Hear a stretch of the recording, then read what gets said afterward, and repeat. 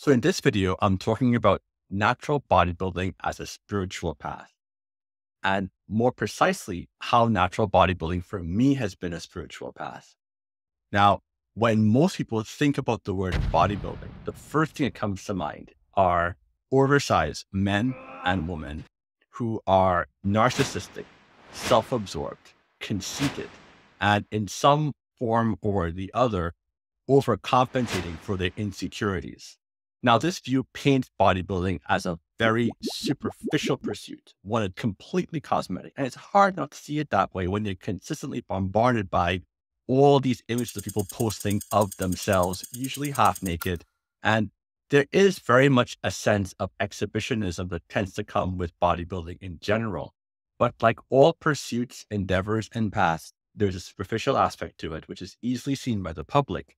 But there's always another current that runs very deep, difficult to see for someone who is not on the inside. And this video, I will talk about the spirituality that I am able to find in my everyday life as a natural bodybuilder, and how you can start seeing natural bodybuilding as a path towards spiritual self-improvement and self-discovery. Stay tuned, and I'll talk a little more about this.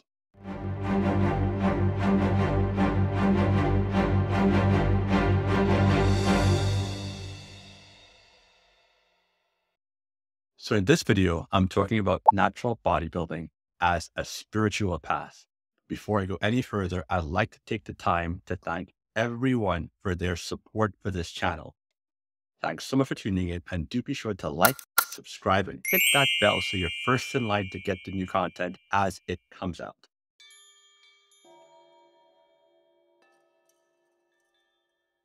So the idea of a seemingly cosmetic endeavor like bodybuilding doesn't sound like a profound spiritual quest, but quite often spiritual truths tend to contain apparent contradictions, especially when you don't have a full understanding of a particular path. These truths speak to what lies well beyond the facade of our ego and instead communicates directly with what we often term as the spiritual side of ourselves. The spiritual side of ourselves is timeless. It's ever present. It's omnipresent. And it's also unaffected by the ups and downs of our everyday lives. It simply is. Over the centuries, we have so many different traditions that talk about the idea of the physical being a gateway towards the spiritual. And for me, my high intensity training is very much this gateway. By training my body, I refine my spirit. By taking my physical self to an extreme place while I'm training and getting to that point where what I'm doing makes absolutely no sense whatsoever. Why am I lifting so much weight? Why am I doing so many repetitions? Why am I going so hard? A point where my intellect simply ceases to be, and my mental and my physical self has to unite completely in order to get that weight up. Accept nothing less. I'm tired. I'm dieting.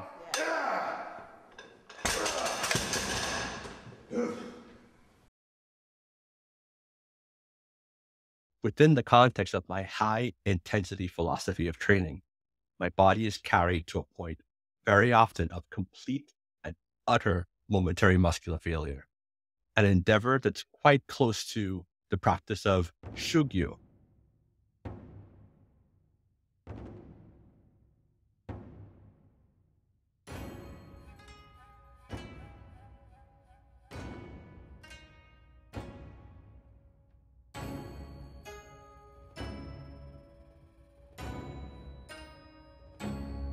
Just like shugyo, the weight's becoming such an impossible and unbearable load that every fiber of your being screams to drop it and be free of it. Yet it's there at the very border of your endurance that you learn that there's a way, a path that goes way beyond the physical, but to do so requires an effort born of something else. Something that lives well beyond the self-imposed borders of pain and impossibility that we project upon ourselves. Finding it, finding that place within, you're able to achieve what seems to be almost superhuman accomplishments, going way beyond your limits and into a place of almost infinite possibility and potential. It is in finding this connection that brings about true strength, a strength that is intrinsic and inseparable from who we are, not just when we're lifting weights, and that echoes into every facet of our individual lives. A strength that's helped me accept and endure so many difficulties in my own life, both emotionally and physically, and a strength that comes from a place that recognizes and accepts suffering as an inevitable part of life and stands largely unaffected by it. All from such a mundane activity of picking up a weight and putting it back down. But for anyone who's ever trained really hard and gotten to that point, it will make absolute sense.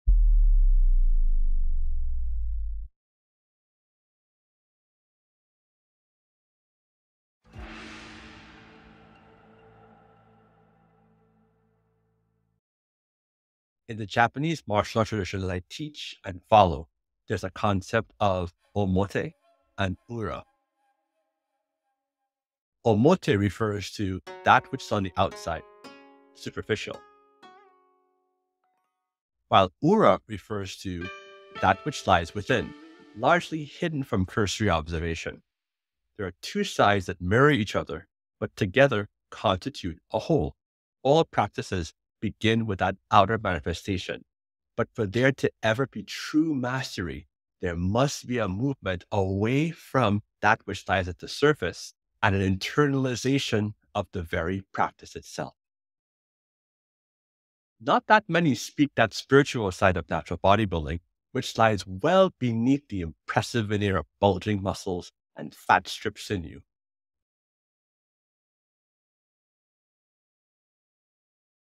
But those that do find a path, a way of life that develops more than just your biceps. Rather, you find a path that nourishes both the physical and the spiritual.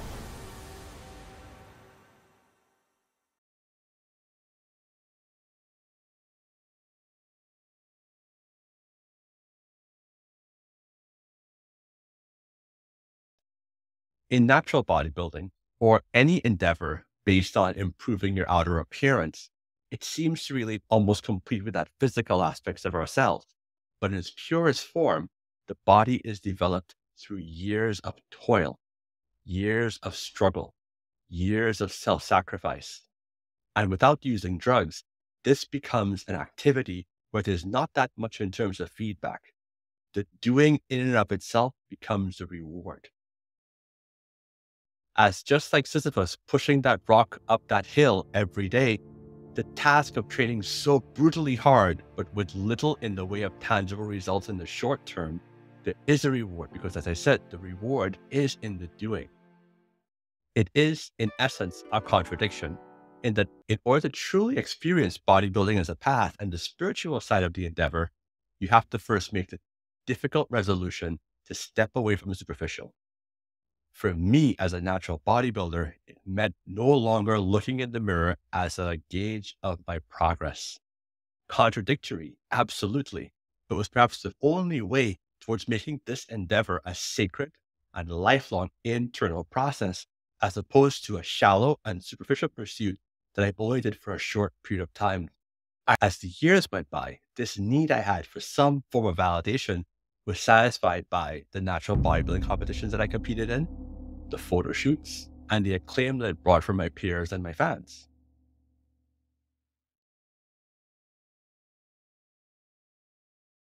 The focus after I stopped competing in 2004 became far more about the training and the diet.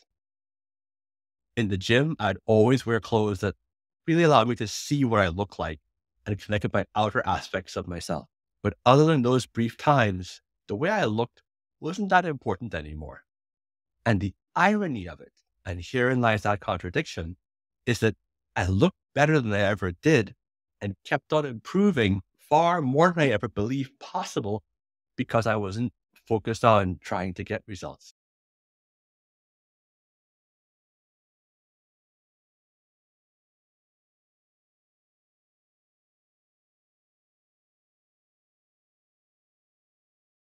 And I did it without the aid of a supplement, a drug, or a crutch of any kind. The training became and is more.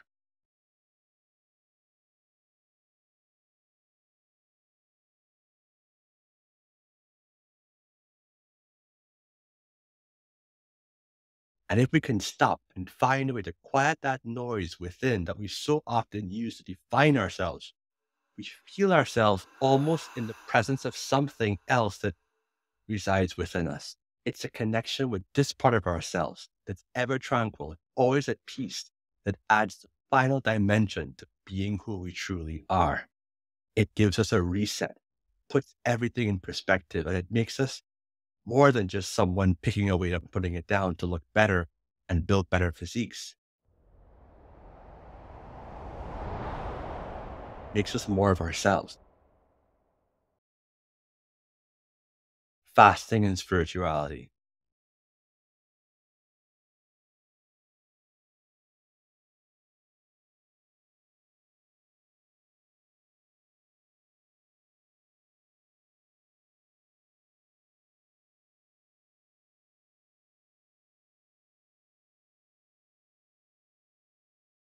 The term diet tends to invoke also a sense of negativity, but when looked upon as a spiritual practice, it can take on almost a sacred air.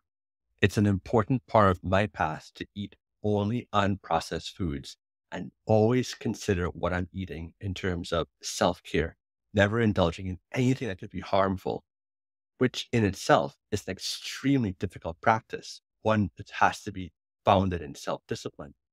But it does come over time. You get to a place where what the body wants and what is good for the body are one and the same. And this to me is the essence of true physical and spiritual health.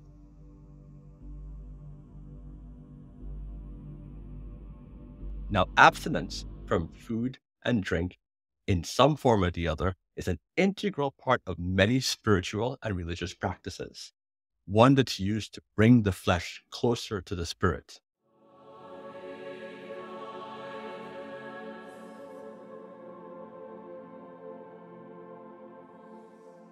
But while fasting as a spiritual practice is usually a temporary undertaking in most traditions, abstinence from processed foods or anything that could be harmful for you creates a fast that lasts for the duration of your life.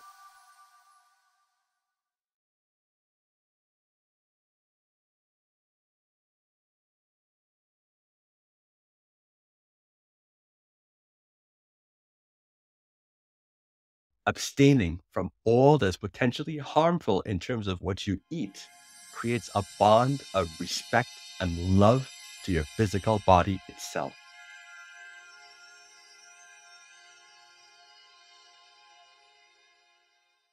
But in order to get there, it requires so much in the way of strength, as there's so many social traditions and customs and peer pressures that you need to overcome.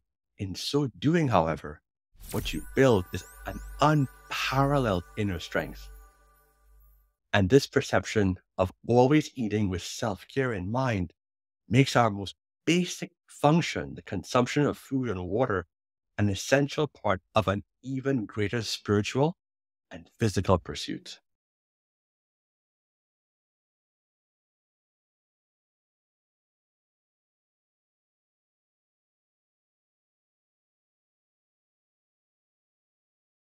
I think of time as the fire that allows all these elements to simmer together and stew into a perfect whole.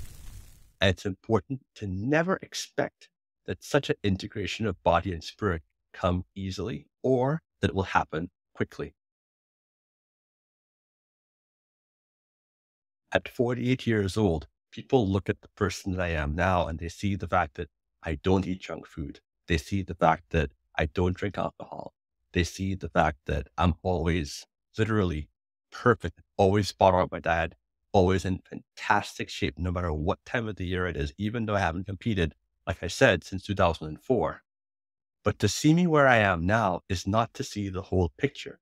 It is only to see the omote, as I said, not the ura, because what you don't see are the struggles, the struggles that I went through for so many years to get to where I am now. And it's important that we embrace those struggles because those struggles bear great fruit.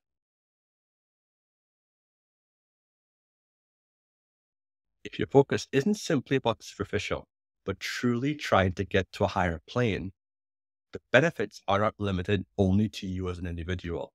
Others will see you and they will be inspired themselves towards trying to realize their goals. By being unshakable with your own resolve towards following your path, you not only give permission to others to do the same, but you show as well that it can be done. And it doesn't have to necessarily be just about having great abs and biceps. I hope this video helps you connect a little bit more with the spiritual aspect of your training. And I sincerely thank you for tuning in. Wish you all the best on your own path, and Excelsior.